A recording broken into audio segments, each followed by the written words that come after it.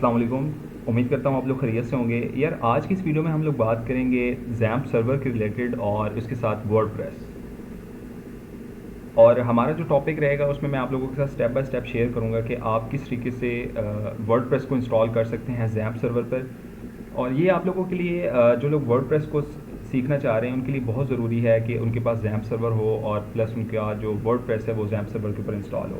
और उसके साथ साथ अगर आप वर्डप्रेस को थोड़ा बहुत जो है सीख चुके हैं, अब आप चाह रहे हैं कि यार मैं प्रोजेक्ट्स बनाना सीखूं, कुछ थोड़े बहुत प्रोजेक्ट्स बनाऊं, तो उसके लिए भी आपके पास ज़ैम्प सर्वर का होना बहुत ज़रूरी है।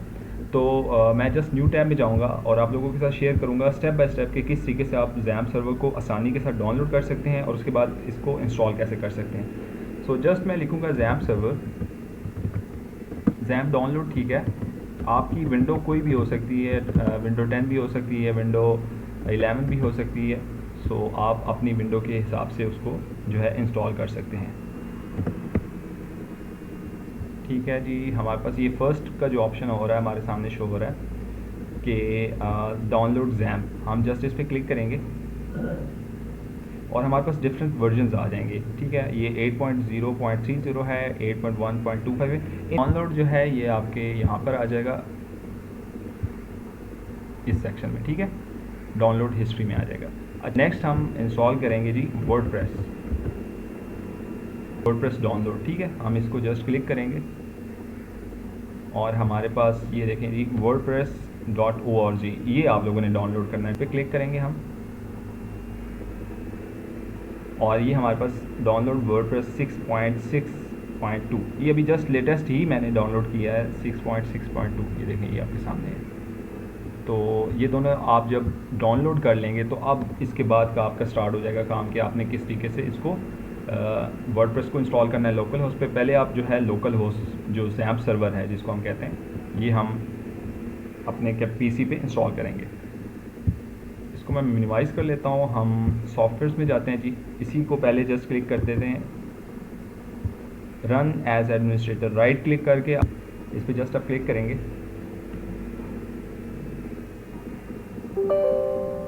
तो do you want to allow this app to make changes to your device, ये हमसे कंफर्मेशन मांग रहा है, यस कर लेंगे। और उसके बाद वेलकम टू ज़ैम्प सेटअप, और इसको हम नेक्स्ट कर लेंगे। ये सारे चेक होने चाहिए आपके पास, कोई भी अनचेक ना हो। सही है, सबको चेक कर लेना है आपने। उसके बाद हम नेक्स्ट कर लेंगे।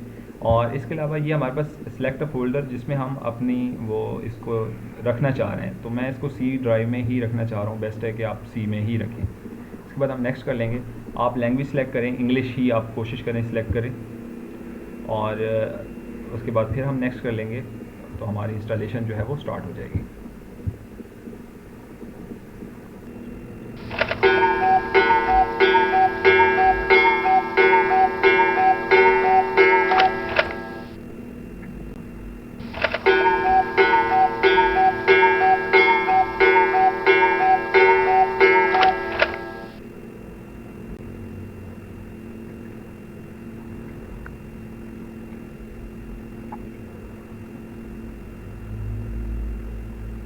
अच्छा, इसमें ये हमारे पास जो एक्सेस मांग रहा है इसको आपने अलाउ एक्सेस करना है। ठीक है, कैंसिल नहीं करना।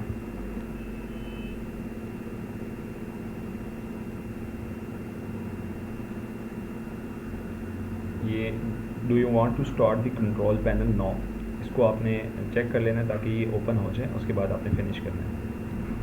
ओके जी, कंट्रोल पैनल हमारा ओपन हो चुका है और इसमें आप लोगों ने ये करना है कि अपाची को भी स्टार्ट कर देना है और इसके अलावा माई एसक्यूएल को भी स्टार्ट कर लेना है।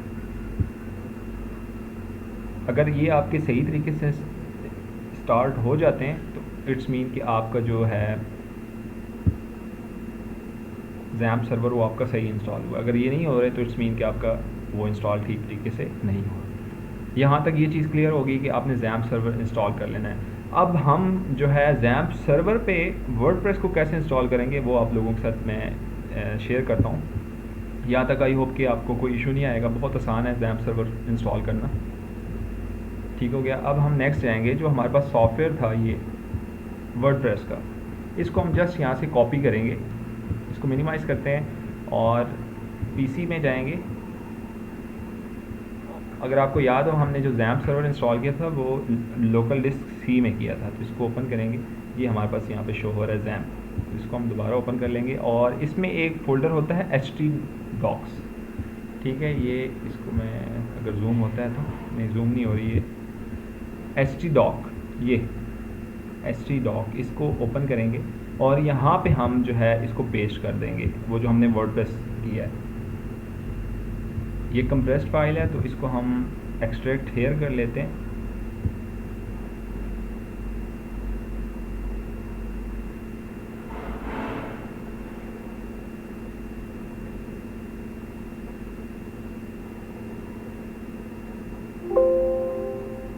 मैंने थोड़ा जल्दी में किया, या कि आपको समझ आ गया होगा। आप लोगों ने ये वर्डप्रेस राइट क्लिक करना है और इसके अलावा ये हमारे पास ऑप्शन शो हो रहा है एक्सट्रैक्ट हेयर।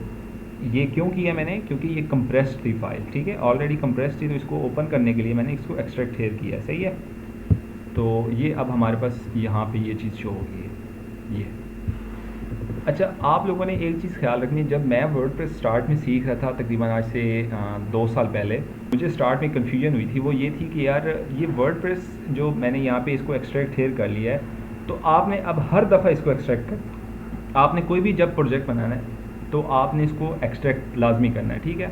अब आप सेकंड कोई प्रोजेक्ट बनाना चाह रहे हैं फॉर एग्जांपल, तो आप इसको सेकंड टाइम एक्सट्रैक्ट कर लेंगे। इसका अब आप रीनेम कर लें ताकि आप लोगों को मिक्सअप ना हो जाए, कन्फ्यूजन ना हो जाए चीज़ें। तो इसको जस्ट मैं लिख लेता हूँ अब्दुल बासित,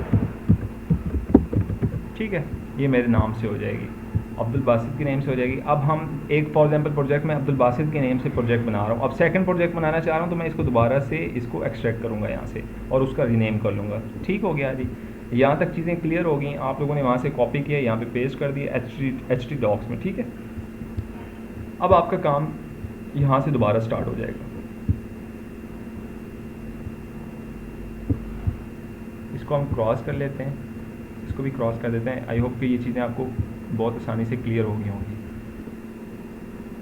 अच्छा, अब जो हम लोगों ने वो रीनेम किया था अब्दुल बासित के नेम से, अब आप लोगों ने, वो आपके प्रोजेक्ट का नेम है, ठीक है। अब आप लोग चाहते हैं कि आपने अपने डेटाबेस भी क्रिएट करना है, क्योंकि जब भी आपकी कोई वेबसाइट बनेगी उसके लिए डेटाबेस का होना बहुत ज़रूरी है।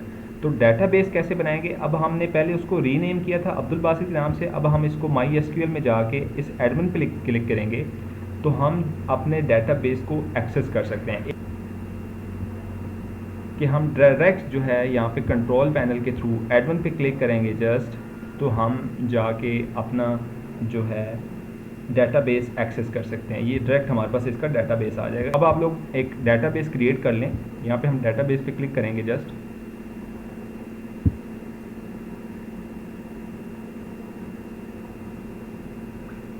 जी।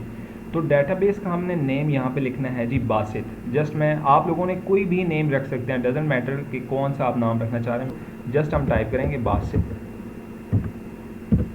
ठीक हो गया जी। और इसको हम क्रिएट कर लेंगे, ये हमारी डेटाबेस का नेम क्रिएट हो चुका है जी, यहाँ पे शो हो जाएगा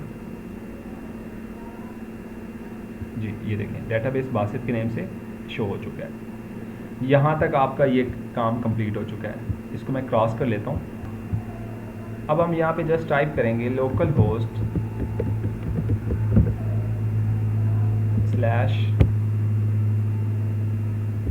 अब्दुल बासित, जो हमने अपना रीनेम किया था, अगर आपको याद हो, WP-admin।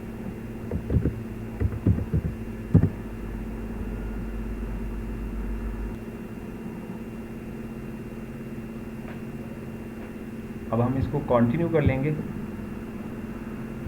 और लेट्स गो पे क्लिक करेंगे। अब हमारे पास वर्डप्रेस डेटाबेस का नेम आ जाएगा। अब आप लोगों ने एक चीज़ का ख्याल रखना है, यहाँ पे चीज़ें मिक्स नहीं करनी, यहाँ पे अक्सर कन्फ्यूजन हो जाती है।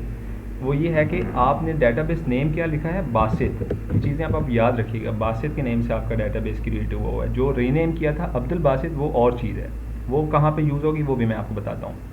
यूज़र नेम में आप लोगों ने यहाँ पे रूट में डाल देना है, ROOT रूट, ये बाय डिफ़ॉल्ट आप लोगों ने ऐसे ही रखना है, ठीक है।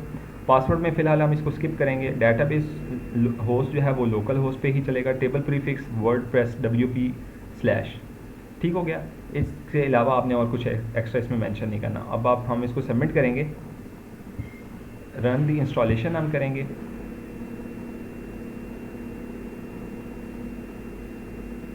और अब ये चीज़ और देखिएगा आप लोग कि साइट टाइटल जो है इसमें आप लोगों ने ऐड कर देना है मोहम्मद अब्दुल बासित।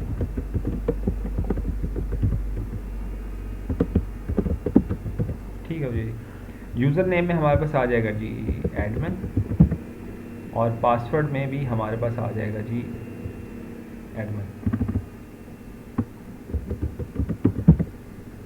कंफर्म कर लेंगे हम इसको, कंफर्म वीक पासवर्ड को गिट्स ओके। और यहाँ पे हम लोग अपनी ईमेल जस्ट admin@gmail.com,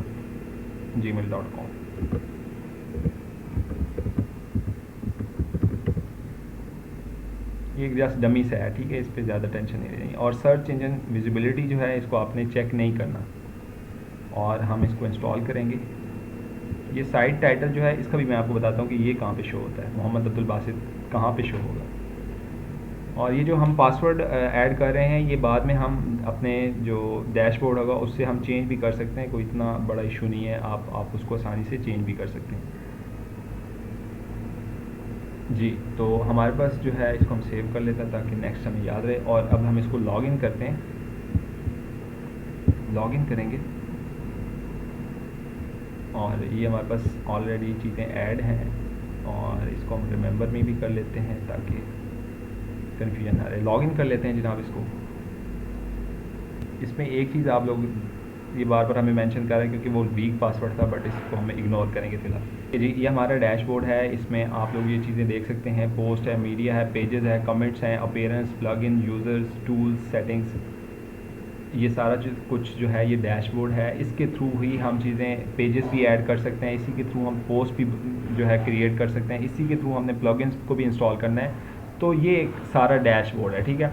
अब इसके अलावा हम अपनी साइट जो हमारी नेक्स्ट जो चेंज होगी, फॉर एग्जांपल अगर हमने पोस्ट ऐड की या हमने पेजेस ऐड किए, तो वो किस तरीके से हमें कहाँ पे शो होंगे, वो यहाँ पे शो होंगे। आप इस विजिट साइट को जो है न्यू टैब में ओपन कर लें ताकि आप लोगों के लिए आसानी हो जाए। ये हमारी जो है न्यू टैब में हमारी जो साइट है वो शो इस तरीके से हो रही है, ठीक हो गया। ये 2024 का थीम है, तो ये हमारी साइट होगी जनाब। इसी तरीके से आप लोगों को मैंने बताया कि आप लोग जो है किस तरीके से अपना डेटाबेस क्रिएट कर सकते हैं। सेम प्रोसेस है, आप एक प्रोजेक्ट बनाएं, 2 प्रोजेक्ट बनाएं, 3 प्रोजेक्ट बनाएं, जितने प्रोजेक्ट्स मर्जी बनाना चाहें आपकी प्रैक्टिस के लिए आप यहाँ से बना सकते हैं। आई होप कि ये जो मैंने आपको स्टेप बाय स्टेप शेयर किए हैं कि किस तरीके से आप वर्डप्रेस को इंस्टॉल कर सकते हैं लोकल होस्ट पे, और साथ साथ आपको वर्डप्रेस डाउनलोड करना बताया, उसके साथ साथ मैंने आप लोगों को ज़ैम्प सर्वर डाउनलोड करना बताया। ये सारी चीज़ें बहुत आसान थी। आई होप कि आप लोगों ने इस चीज़ों को अच्छे से समझ लिया होगा। अपना बहुत सारा ख्याल रखिएगा। अल्लाह हाफ़िज़।